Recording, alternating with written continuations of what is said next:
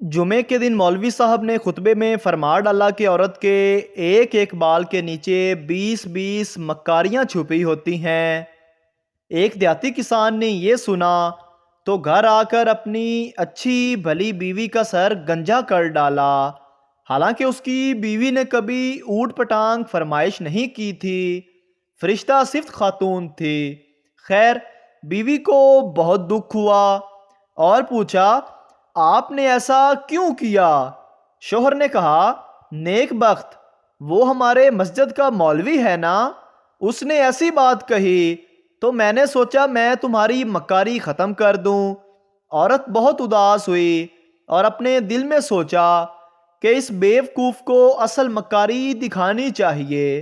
عورت اگلے روز بازار گئی اور 3 کلو مچھلی خرید کر کھیتوں میں چلی گئی اور مچھلی کو کھیتوں میں جگہ جگہ مٹی میں دبا دیا اور ایک چھوٹی مچھلی کو دھاگا ڈال کر اپنے گلے میں ڈالا اور گریبان میں چھپا دیا۔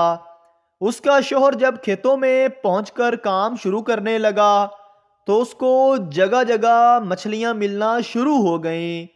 اس نے تمام مچھلیوں کو اکٹھا کیا، تھیلی میں ڈالا اور گھر پہنچ کر بیوی کو تھما دیا اور کہا، آج ہم مچھلی پکائیں گے۔ بیوی نے کہا، مچھلی کہاں سے آئی اس ٹائم؟ شوہر بولا، کھیتوں میں ہاتھ لگی ہے۔ بیوی نے اٹھ کر مچھلی لے جا کر کہیں چھپا دی اور دوسرے کام کاجوں میں مصروف ہو گئی۔ کھانے کے ٹائم پر شوہر نے کہا، کھانا لاؤ، تو بیوی بولی، گھر میں کچھ ہوگا تو پکاؤں گی۔ شوہر نے گرج کر کہا، جو میں مچھلیاں لایا تھا پکانے کے لیے۔ بیوی بولی، کون سی مچھلی؟ شوہر بولا، جو کھیتوں میں پکڑی تھی۔ بیوی نے اپنے بھائیوں کو پیغام بھیجا کہ جلدی آؤ، میرا شوہر پاگل ہو گیا اور مجھے مارنے لگا ہے۔ لڑکی کے بھائی صبح گھر آئے اور اس نے کہا، ہاں بتاؤ کیا مسئلہ ہوا ہے؟ لڑکی نے کہا، یہ دیکھو، اس نے مجھے گنجا بھی کر ڈالا ہے۔ خیر یہ بات تو میں سہ لوں گی، لیکن ابھی مجھے کہہ رہا ہے مچھلیاں پکاؤ، حالانکہ گھر میں کوئی مچھلی نہیں ہے۔ شوہر بیوی کے بھائیوں کے سامنے اسے مارنے کے لیے دوڑا تو بیوی کے بھائیوں نے اسے پکڑ کر باندھ دیا۔ پھر آگے بڑھا، بیوی نے گریبان سے اس کو مچھلی دکھائی اور فوراً چھپا لی۔ شوہر بولا، وہ دیکھو مچھلی، وہ دیکھو مچھلی۔ بیوی بولی، یہ پاگل پن کا دورہ تو بڑھتا جا رہا ہے۔ بھائیوں کو یقین ہو گیا کہ ان کے جیجا جی پاگل ہو گئے ہیں، اس لیے وہ ڈاکٹر کو لینے چلے گئے اور بیوی اور شوہر اکیلے رہ گئے۔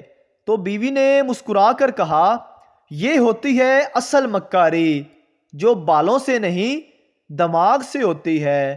اب بتاؤ، پاگل خانے جانا ہے یا معافی مانگو گے؟ وہ روتے ہوئے بولا، میرے ماں باپ کی بھی توبہ، جو اب کسی عورت سے پنگا لیا تو۔ ایک جٹ کی بھینس مسجد میں گھس گئی۔ جب جٹ بھینس کو واپس لینے آیا تو مولوی صاحب نے اسے ڈانٹنا شروع کر دیا۔ جٹ بولا، مولوی صاحب جان دیو، ڈنگر سی آ گیا، سانو کدی ویکھیا جے مسجد وچ؟ میں بس میں بیٹھا روانگی کا انتظار کر رہا تھا۔ ایک آدمی کھڑکی کے پاس آ کر بڑی آہستگی سے بولا، بابو بھوک لگی ہے، کچھ مہربانی کر دو۔ مجھے اس کی شکل کچھ جانی پہچانی سی لگی۔ غور سے دیکھا تو میں حیران ہو کر اس سے پوچھ بیٹھا، تم وہی ہو نا جس نے وہ کتاب لکھی تھی، پیسے کمانے کے 100 آسان طریقے؟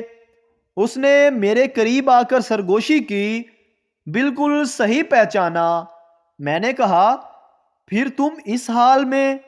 اس نے کہا، ہاں، ان 100 طریقوں میں سے ایک طریقہ یہ بھی ہے۔ خاوند مالی مشکلات کا شکار ہو گیا، گھر میں پریشان بیٹھا تھا۔ گھر والی نے آ کر پیچھے سے کندھے پر ہاتھ رکھا، اپنی انگلی سے ہیرے کی انگوٹھی اتار کر کہا، یہ لیجئے، اس کو بیچ کر اپنی ضرورت پوری کر لیجئے۔ خاوند تھوڑی دیر چپ رہا اور پھر چلا چلا کر رونا شروع کر دیا۔ بیوی نے حوصلہ دیتے ہوئے کہا، آپ نے ہی تو خرید کر دی تھی، اور پیسے آئیں گے تو پھر اور خرید لیجئے گا۔ خاوند نے روتے ہوئے کہا، رونا تیرے اثار پر نہیں آ رہا، رونا اس بات پر آ رہا ہے کہ یہ انگوٹھی بھی نکلی ہے۔ ایک یوٹیوبر کو سزائے موت ہو گئی۔ جج نے پوچھا، تمہاری آخری خواہش کیا ہے؟ یوٹیوبر بولا، میرے چینل کو سبسکرائب کریں اور بیل بٹن کو دبائیں تاکہ آپ کو میری ویڈیوز فوری ملتی رہیں۔ بیوی شوہر سے، میری شادی تو پڑھائی کی وجہ سے لیٹ ہوئی، آپ کی شادی کیوں لیٹ ہوئی؟ شوہر بولا، میں صدقہ بہت دیا کرتا تھا۔ بیوی بولی، صدقے کا شادی سے کیا تعلق؟ شوہر، صدقہ بہت سی بلائیں ٹال دیتا ہے، بس اس سال مصروفیت کی وجہ سے صدقہ نہیں دے سکا تو ہو گئی میری شادی۔ حاجی صاحب بیوٹی پارلر کے ویٹنگ روم میں بیٹھے میگزین پڑھ رہے تھے۔ ایک خوبصورت عورت آئی، آہستہ سے ان کا کندھا دبایا اور بولی، آئیے چلتے ہیں۔ حاجی صاحب پسینہ پسینہ ہو گئے، ہڑبڑا کر بولے، میں شادی شدہ ہوں اور یہاں پارلر میں میری بیوی بھی ساتھ ہے۔ خاتون نے کہا، ارے غور سے دیکھو، یہ میں ہی ہوں آپ کی بیوی۔ ایک انگریز سیاح نے اردو زبان سیکھی۔ ایک دن وہ لاہور گیا اور ایک لاہوری سے پوچھا، کیا باغ جناح کو یہی سڑک جاتی ہے؟ لاہوری بولا، آہو۔ انگریز بہت پریشان ہوا کیونکہ اس نے یہ بولی پہلی بار سنی تھی۔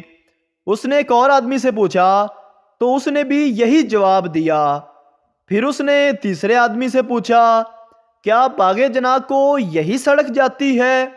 اس آدمی نے جواب دیا، جی ہاں۔ انگریز نے کہا، اچھا ٹھیک ہے، اب مجھے یہ بتاؤ، آہو کا کیا مطلب ہے؟ آدمی بولا، اس کا مطلب بھی یہی ہے۔